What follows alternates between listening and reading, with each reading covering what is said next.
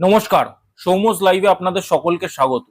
ভারতীয় দলের ওয়েস্ট ইন্ডিজের বিরুদ্ধে যে দুটো ম্যাচের টেস্ট সিরিজ আছে ঘরের মাঠে, সেই টেস্ট সিরিজের কিন্তু স্কোয়াডটা আজকে অ্যানাউন্স হয়ে গেছে। অজিত আগারকার প্রেস কনফারেন্স করে কিন্তু স্কোয়াড অ্যানাউন্স করে দিয়েছে। এই স্কোয়াডে কিছু চমক আছে, আবার কিছু হতাশাও আছে।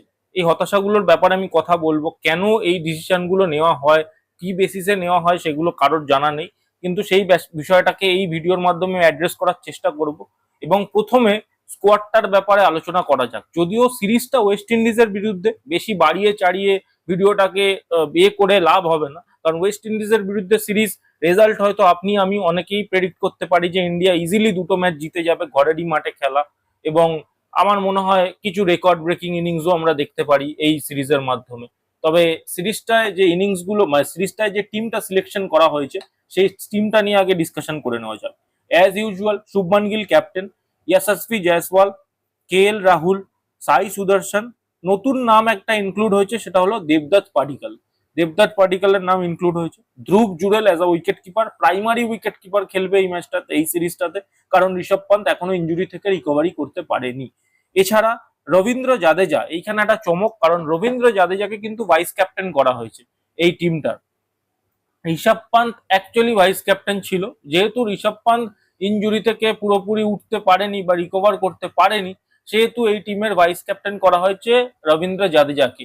এই যে হিন্টসটা, এটা থেকে কিন্তু এটা ক্লিয়ার হয়ে গেল টিম ইন্ডিয়ার যে ম্যানেজমেন্ট, তারা কিন্তু কখনোই চাইছে না অন্য কোনো প্লেয়ারকে এই লিডারশিপ রোলে রাখতে। সেটা যদি চাইতো তাহলে তারা যশস্বী Jaiswal, K L Rahul, youngster কিছু ইয়াং প্লেয়ার, তাদের দিকে কিন্তু হয়তো ফোকাসটা করতো। বাট ইন্ডিয়ান টিম ম্যানেজমেন্ট কিন্তু কখনোই চাইছে না এই ঋষভ পান্ত এবং শুভমান গিলের বাইরে কারককে টেস্ট টিমের লিডারশিপ রোলের দিকে আনতে। তাই হয়তো রবীন্দ্র জাদেজার দিকে ভাইস ক্যাপ্টেন্সিটা দেওয়া হয়েছে। কারণ সবাই আমরা জানি যে রবীন্দ্র জাদেজা, বিরাট কোহলি, রোহিত শর্মা, এই ক্যাটাগরি এদের এজেরই প্লেয়ার, সে হয় বেশি দিন আর খেলবে না। সেই জন্যই হয়তো তার দিকেই ভাইস ক্যাপ্টেন্সিটা দেওয়া হয়েছে। অ্যাজ আ সিনিয়র রেসপেক্টের দিক থেকেও এটা কিন্তু justified.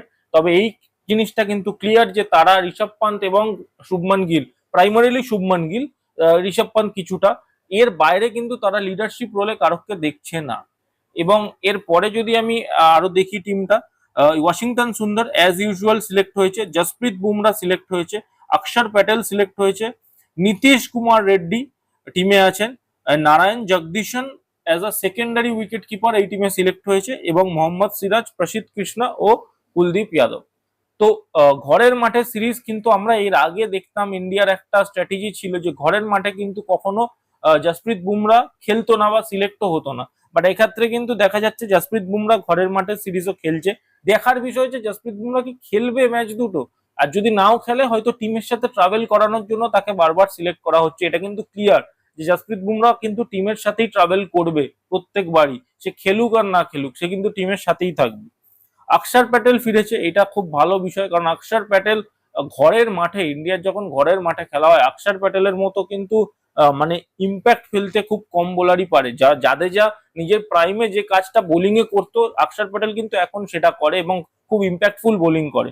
Kuldeep Yadav as usual chance তো পাবেই। কুলদীপ যাদব, ওয়াশিংটন সুন্দর, অক্ষর প্যাটেল, রবীন্দ্র জাদেজা।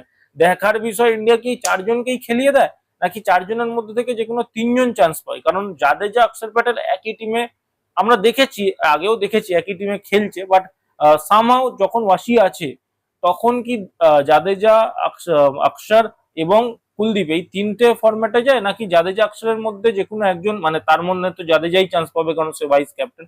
তো জাদেজা, ওয়াশি আর কুলদীপ এই কম্বিনেশনটার দিকে যায়, সেটা কিন্তু দেখতে হবে। অবশ্যই ইন্ডিয়া কিন্তু চারটে স্পিনারও নামিয়ে দিতে পারে, কোনো ভরসা নেই, কারণ এখন কিন্তু ইন্ডিয়ার টিম স্পিনারদের ওপর প্রচুর ফোকাস করছে।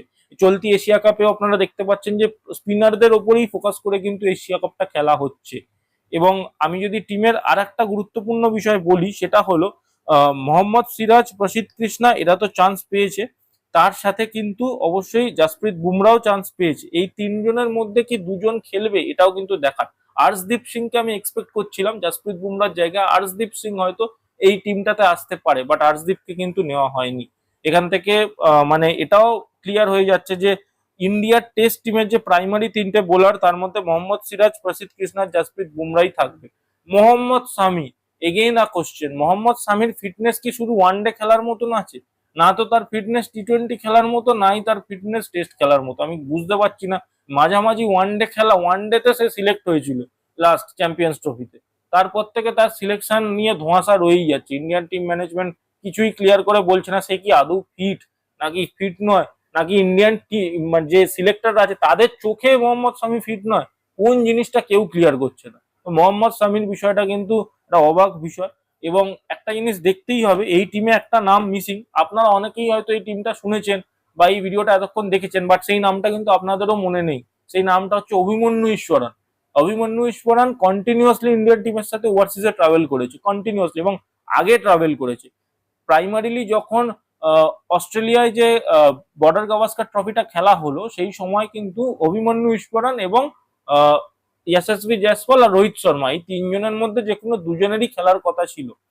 ওয়াইল্ড কার্ডে কে এল রাহুল এন্ট্রি নিল, তার আগে অব্দি কিন্তু কে এল রাহুল মিডিল অর্ডারেই খেলছিল, এবং কে এল রাহুল কিন্তু দুর্দান্ত পারফরমেন্স করে নিজের পজিশনটাকে ফিক্সড করে নিয়েছে। কে এল রাহুল, ইয়াশস্বী জয়সওয়ালের ওপেনিং এখন সলিড একটা জুটি তৈরি হয়েছে।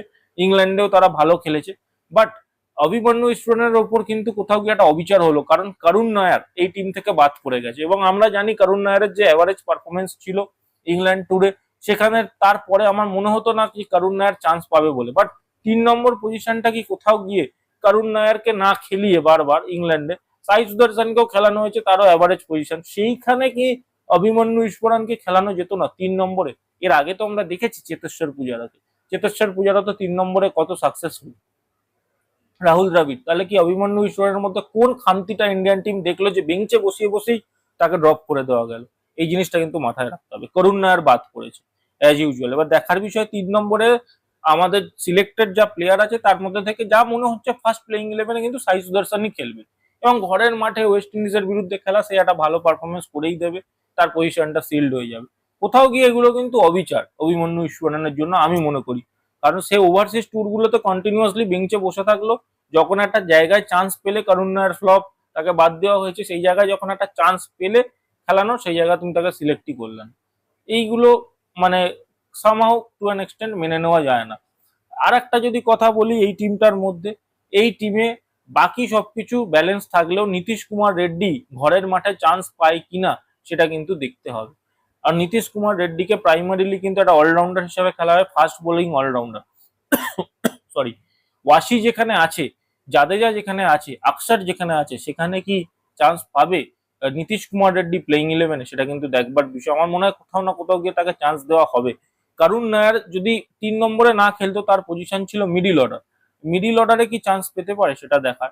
ঋতুরাজ গায়কোয়াড় এই টিম থেকে অনেক দূরে চলে গেছে, ইন্ডিয়ান ন্যাশনাল টিম থেকে সে অনেক দূরে চলে গেছে। আমার মনে হয় না তার আপাতত এই ম্যানেজমেন্ট যতদিন কন্টিনিউ করবে তার এই টিমে কামব্যাক করার কোনো চান্স আছে বলে। এবং শ্রেয়াস আইয়ারও কোথাও গিয়ে একটা শুধুমাত্র ওয়ানডে টিমের প্লেয়ার হয়েই রয়ে যাবে আমার যা মনে হচ্ছে, কারণ তাই টি-20তে চান্স পায় না এবং সে টেস্টেও চান্স পায় না, সে শুধুমাত্র ওয়ানডে টিমের প্লেয়ার হয়েই থেকে যাবে কোথাও গিয়ে আমার মনে হয়। সো এই ছিল আমার স্কোয়াড রিভিউ। আপনাদের কেমন লাগলো ভিডিওটা অবশ্যই কমেন্ট করে জানান, ভালো লাগলে লাইক করে দিন, এবং আপনাদের কি মতামত এই টিম সিলেকশনটা নিয়ে সেটাও কমেন্টে ডেফিনেটলি জানান। চ্যানেলে নতুন হয়ে থাকলে চ্যানেলটাকে সাবস্ক্রাইব করে দিন, কারণ ক্রিকেট রিলেটেড কন্টেন্ট কিন্তু এই চ্যানেলে আসতেই থাকে। এই বলে আমি ভিডিওটা শেষ করছি, ধন্যবাদ।